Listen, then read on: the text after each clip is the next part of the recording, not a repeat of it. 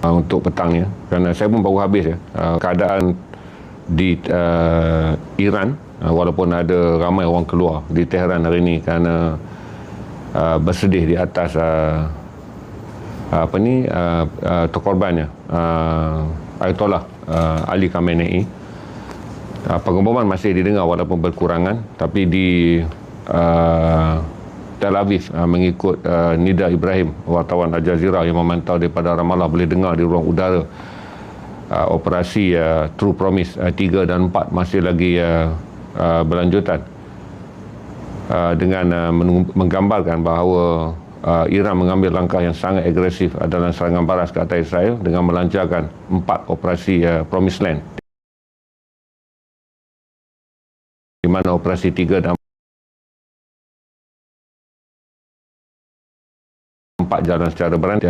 Dia True Promise 3 dan 4 atau mereka ada operasi yang baru. Begitu juga Iran hari ini mengeluarkan amaran meningkatkan serangan mereka ke negara-negara teluk yang menjadi tempat pengkalan Amerika. Tuan-tuan dengar betul-betul, negara-negara teluk yang menjadi tempat pengkalan Amerika. Iran tidak lagi hanya akan menyerang pengkalan tenteranya.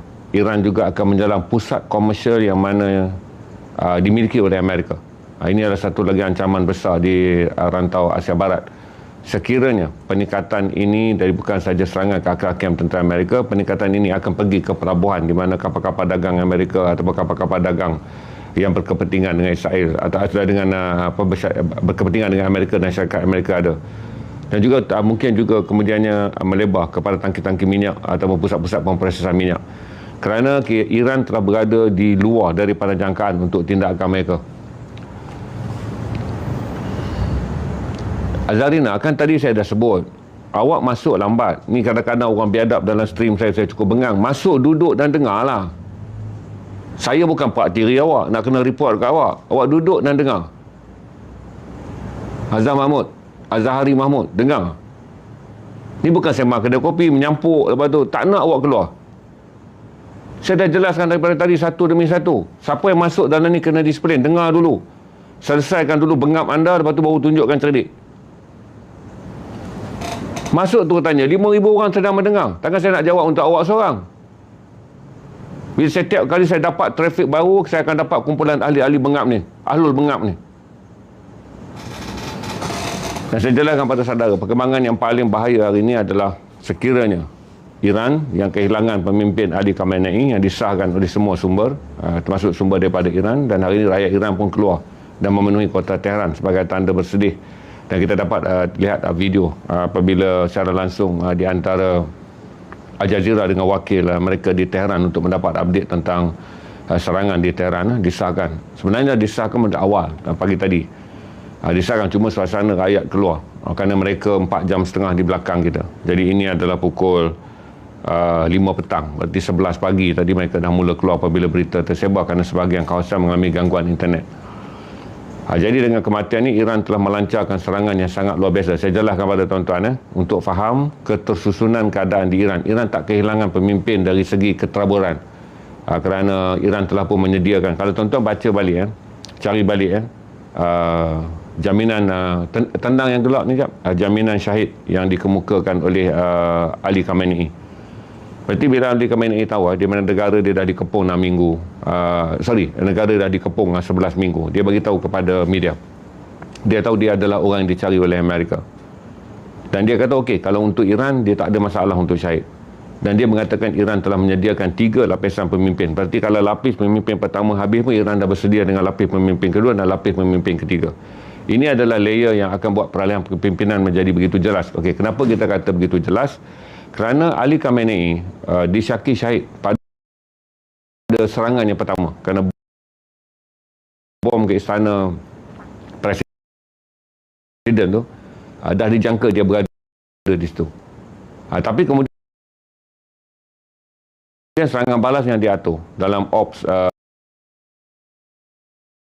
True Promise 1, 2, 3 dan Jun hingga 24 hari bulan Jun yang lalu 2025 dalam perang 12 hari, di mana secara strategik pada satu hari yang sama Amerika berjaya membunuh komandan-komandan kanan tentera Iran. Berarti Ali Khamenei serangan yang dibuat secara menanti, waktunya sepanjang rundingan. Ketika rundingan sama ada di Muscat pada Khamis dulu dan kemudian di Geneva pada Khamis lepas. Dengan kepungan yang dilaksanakan oleh Amerika di laut. Sebenarnya perang ni dah pun disasar. Cuma mereka nak cari hari saja untuk mendapat maklumat di mana Ali Khamenei berada. Berarti perang yang berlaku semalam adalah perang yang sebenarnya telah pun diatur untuk berlaku pada bila-bila masa. Dengan target mereka mestilah mendapatkan Ali Khamenei. Jadi bila serangan dibuat, Ali Khamenei sedang berada bersama dengan Menteri Pertahanan, Ketua Turut Angkatan Tentera dia dan seorang komandan perang dia, 4 ranking pangkat yang tertinggi. Baik, bila 4 orang ni meninggal, bagaimana Iran bertindak balas? Di mana serangan yang dilancarkan oleh Iran dalam tempoh 24 jam ini dianggap paling berjaya berbanding serangan yang mereka lancarkan 12 hari ketika perang bulan Jun tahun lalu. Kerana Iran telah menyediakan barisan pemimpin. Kerana hari ini Iran mengikut kerangka yang telah ditinggalkan oleh Ali Khamenei, Iran akan melalui 2 proses. Satu, kalau dia meninggal, berarti automatik Masoud Pezeshkian, Presiden, akan bergabung dengan Ketua Hakim, iaitu Ali Rajarini. Dan kemudian seorang wakil daripada Majlis Ulama. Dan mereka telah pun bertemu hari ini. Dengan itu saya katakan Ops 3 dan 4, True Promise yang ketiga dan 4 lah di bawah 3 gabungan pemimpin ni. Dan 3 pemimpin ni kemudian akan bertunggu pada syura yang akan memaklumkan sama ada yang akan menggantikan ini adalah anak Khamenei, nama dia Mojtaba Khamenei, ataupun Sadiq Lajarini, seorang lagi tokoh ulama. Seorang lagi adalah Muhammad Marbigheri, seorang lagi adalah Mohsin Araki, dan seorang lagi adalah cucu Ayatollah Khomeini, pemimpin yang pertama, dikenali dengan nama Hassan Khomeini. Berarti 5 orang ni hanya menanti masa. Apabila perang berjalan, sama ada panjang atau pendek, 3 orang ni ambil langkah sementara, kemudian majlis ulama mereka akan bersidang, syura mereka akan memilih semula apa yang dipanggil sebagai pemimpin tertinggi dalam revolusi Iran. Ini untuk tuan-tuan boleh faham kestabilan bahawa Iran bukanlah Ali Khamenei. Ali Khamenei bukanlah Iran. Jadi walaupun Amerika memainkan naratif inilah lelaki yang terjahat, dan kalau tuan-tuan tengok CNN, BBC, kalau tuan-tuan tengok semua laporan media barat, inilah lelaki terjahat yang terlibat dengan segala macam, seolah-olah macam syahidnya Khamenei akan berakhir apa yang dipanggil sebagai revolusi Islam Iran. Revolusi Islam Iran 1979 dimulakan oleh gerakan rakyat Iran yang ingin menjatuhkan. Kena faham dulu revolusi ini apa. Revolusi Islam Iran digerakkan oleh rakyat yang berpegang pada agama dan kebetulan mereka majoriti mazhab Syiah untuk menjatuhkan kerajaan yang monarki, Raja Shah Reza Pahlavi, yang telah menjadikan Iran sebuah negara paling barat daripada barat. Arak, pelacuran semua berjalan dengan bebas, korupsi yang sangat tinggi, menggadaikan minyaknya secara sewa pukal kepada British Petroleum British dan menjualnya kepada Amerika dengan harga yang murah. Gerakan revolusi Islam Iran ini telah menjatuhkan Reza Pahlavi yang pada waktu perang negara-negara Islam ingin membebaskan Palestin dalam perang tahun 57-63, mereka adalah pembekal utama. Iran ni adalah pembekal utama minyak kepada Israel. Jadi 1979 revolusi ini menjatuhkan kerajaan monarki Iran di atas cita-cita yang besar, menegakkan Islam sebagai agama syiar, dan kemudian dalam memastikan revolusi Islam ini kekal. Jadi berarti peralihan yang akan berlaku kita akan tunggu, kerana kalau kita lihat daripada stabilnya keadaan yang ada sekarang, nanti ada orang tanya, ada demonstrasi, saya akan jawab kemudian. Tuan-tuan tak satu-satu dengar dulu yang dijelaskan. Yang tuan-tuan punya persoalan sekejap lagi automatik saya akan jawab. Dan dengan persediaan yang ada hari ini, dan kita lihat tindakan luar biasa Iran, yang mana satu adalah tak siapa menjangka selepas Iran melancarkan serangan ke atas kem-kem tentera Amerika yang berada di negara Teluk. Semua dah kena. Oman pun dah kena hari ini. Oman dikecualikan semalam, kemudian Oman pun kena. Kemudian melancarkan kem ke atas kem-kem yang ada di Qatar, kem-kem yang ada di Kuwait, kem yang ada di Bahrain, kem yang ada di Saudi, kem yang berada di Iraq, dan kem yang berada di UAE. Dengan serangan-serangan ini, Iran meningkatkan amaran bahawa hari ini dia akan menyerang semua anti-komersial yang ada kepentingan dengan Amerika. Ini menjadikan serangan ke atas bangunan, serangan ke atas syarikat, serangan ke atas apa saja. Yang kemungkinan besar inilah tekanan besar yang Iran akan mainkan untuk membakar rantau. Yang disebut begini, kamu tak mampu menutup ruang udara kamu daripada diterobosi Israel. Iran kata, aku faham. Kamu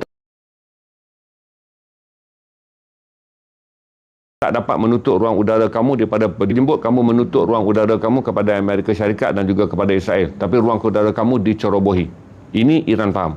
Dan sekarang Iran kata, aku minta kamu faham, Aku akan serang balik wilayah-wilayah yang mana kamu anggap diceroboh oleh Barat, diceroboh oleh Amerika dan Iran untuk menyerang, dan Israel untuk menyerang aku. Aku ceroboh balik untuk menyerang mereka kerana mereka berdekatan dengan aku. Secara persidangan PBB semalam, Amerika dan Israel dipersalahkan dalam menyerang Iran. Iran dipersalahkan dalam menyerang negara-negara serantau berdasarkan piagam kedua PBB, iaitu melaksanakan perang ke atas negara berdaulat. Tapi oleh kerana saya jelaskan pada tuan-tuan, ini adalah perang. Mustahil dalam perang ada pihak akan mengikut buku perang. Selalunya dalam perang, buku peperangan, akidah peperangan, akhlak keperangan, piagam dan moral peperangan akan dibuang ke tepi. Kerana peperangan selalunya bermula dengan niat yang tidak adil. Itu yang saya boleh jelaskan tuan-tuan, bahawa Ali Khamenei disahkan oleh pihak Iran selepas kira-kira pukul 1 pagi waktu Malaysia semalam. Donald Trump memuatkan kenyataan dia yang sangat keras dan sangat sinikal ke atas maklumat yang diperolehi oleh mereka tentang syahidnya Ali Khamenei dengan menyebut matinya seorang pengganas dan macam-macam lah. Tapi kemudiannya disahkan pagi ni. Dan saya akan jelaskan pada tuan-tuan juga bahawa ada dua perkara yang saya sebut dekat sini, disclaimer. Kita tak boleh sahkan sejauh mana kebenarannya. Pertama adalah perbualan di antara, ini boleh disahkan, perbualan berlaku di antara Donald Trump dengan Putera Muhammad bin Salman, Donald Trump dengan Raja Athani.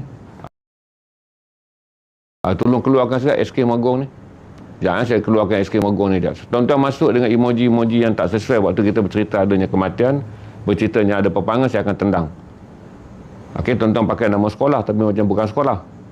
Itu kadang-kadang ada orang pergi sekolah, bodoh dia lebih teruk pada haiwan. Ada kala sekolah tak boleh mengubahkan manusia, tapi kandang boleh mengubah perangai seekor haiwan. Ada masa sekolah tak boleh ubah perangai seorang manusia, tetapi kandang boleh mengubah perangai seekor haiwan. Okey tuan-tuan, bila saya jelaskan kepada tuan-tuan, untuk keadaan yang ada, Amerika mengadakan hubungan telefon dengan pemimpin daripada Jordan, pemimpin daripada UAE, pemimpin daripada Qatar dan pemimpin Turki. Ada 4 negara yang Amerika interview umum hari ini. Semalam dikatakan perang ni Amerika minta 2 hari je. Dan kemudian dalam perbincangan yang lain, ada sumber mengatakan perang ni Amerika minta 5 hari. Kerana kata Amerika, dia perlukan perang ni untuk memusnahkan semua kawasan-kawasan strategik yang ada persenjataan. Yang ini dia fokuskan bukan nuklear. Persenjataan yang mereka fokuskan yang Iran tak nak masuk dalam rundingan, iaitu melumpuhkan semua peluru berpandu Iran yang berkejauhan 2,500 km. Dan kemudian memusnahkan semua kilang yang menghasilkan peluru berpandu ni. Pertama, nak musnahkan peluru berpandu yang sedia ada. Sama ada supersonik atau hypersonik. Yang sekarang Iran gunakan secara berjaya dengan aksi tak kurang daripada 13 sasaran yang mereka lancarkan ke Israel dalam operasi Penitugadak. Saya jelaskan juga pada tuan-tuan, duduk kilang ni sekarang dia tak senjata nuklear. Jadi bila mereka menyerang di semua tempat, di Tabriz, di Umiyah, di Khum, di Damavan, di Ilam, di Shiraz, di Bushehr dan kemudian di Provilan. Ini adalah wilayah yang mereka. Dan tak semua kali ini tempat-tempat ni adalah tempat yang boleh disebut sebagai nuklear. Maka apa yang dibincangkan sekarang adalah ada 3 juta penduduk dari kira-kira 70. Cuba tengok, Iran dah buat 93 juta, saya belum semak je, 93 juta penduduk Iran. Daripada jumlah juta orang diminta meninggalkan kota Tehran. Ada mungkin sebahagian besar daripada peluru berpandu disembunyikan dalam kawasan padat penduduk, kerana Iran sebelum ni 93 juta orang penduduk Iran. Ada kemungkinan peluru berpandu berskala tinggi yang hypersonik dan supersonik yang mampu terbang 2,500 km. Supersonik, hypersonik lebih laju daripada supersonik. Balastik yang menggunakan ruang di luar daripada ruang udara dan kemudian menjunam dengan laju. Ini yang paling berjaya mereka dapat kalau kita tengok gambar-gambar di mana serangan di tebing barat dan juga di Haifa dan Tel Aviv. Dan semalam ada satu video rakam betul-betul di tengah bandar. Peluru supersonik itu keluar dan saya nampak bangunan-bangunan yang ada di Tehran. Berarti supersonik ini dilancarkan daripada tapak yang berdekatan dengan Tehran. Menjadikan Tehran tahu bahawa cara menyembunyikannya adalah di cerah-cerah padat bandar dia dan kemudian dia minta rakyat dia keluar untuk menyembunyikan diri. Jadi ini saya boleh update juga pada tuan-tuan. Keseluruhan kematian. Iran mengumumkan 200 orang lebih mati, tapi adalah kanak-kanak sekolah rendah yang dibom oleh jet pejuang Israel di Minam. Ini yang paling menjadikan kanak-kanak anak sedang bersekolah. Dan angka kematian dekat kanak-kanak itu pun dah 100 lebih orang daripada 200 lebih orang yang disahkan terkorban di Iran. Di Israel setakat ni 1, tapi saya bagi jelas pada tuan-tuan, media Iran lebih terbuka dalam kes ni. Kerana Iran dah negara terbuka, akses maklumat adalah terbuka berbanding Israel, di mana Israel telah menutup begitu banyak akses maklumat untuk kita dapat tahu apa yang sedang berlaku di Israel sekarang. Tetapi gambar-gambar jelas tersebar dengan meluas hari ini. Tuan-tuan akan dapat lihat salah satu letupan yang paling besar di Tel Aviv.